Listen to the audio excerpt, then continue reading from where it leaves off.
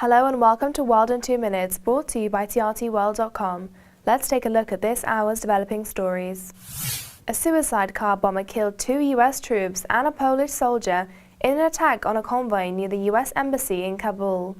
The NATO-led coalition said one of the worst attacks on international forces in the Afghan capital in months. The attack near the heavily fortified embassy wounded 13 Afghan civilians nearby. It came amid a months-long political stalemate and an emboldened insurgency, with the presidential election still unresolved as most foreign combat troops prepare to leave by the end of the year.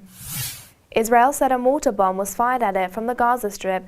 The first such attack since a 7-week war in the enclave ended on August 26, but Hamas said Palestinians remained committed to the truce. After authorities located remnants of the shell near a village close to Gaza's border, an Israeli military spokeswoman said there were no casualties or damage from the incident.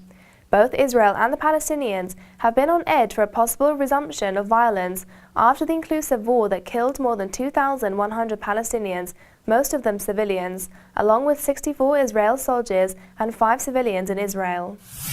Russian defense minister said Russia is to reinforce its troops deployments in annexed Crimea and southern Russia because of the worsening crisis in Ukraine. Russian news agencies reported Sergei Shoigu told a meeting of Defense Ministry top brass it was a priority to deploy a full and self-reliant group of troops in the direction of Crimea. He said the situation in Ukraine has sharply worsened and the foreign military presence has increased very close to our border. Shoigu said the military and political situation in southwest Russia had changed significantly since the start of this year. A group monitoring the civil war said the ISIS shot down a Syrian warplane using anti-aircraft guns. It is the first time the group has downed a military jet since declaring its cross-border caliphate in June. A resident said the plane came down outside the ISIS stronghold of Raqqa city, 400 kilometers northeast of Damascus, during airstrikes on territory controlled by the group. The Syrian Observatory for Human Rights reported 5 air raids on Raqqa on Tuesday.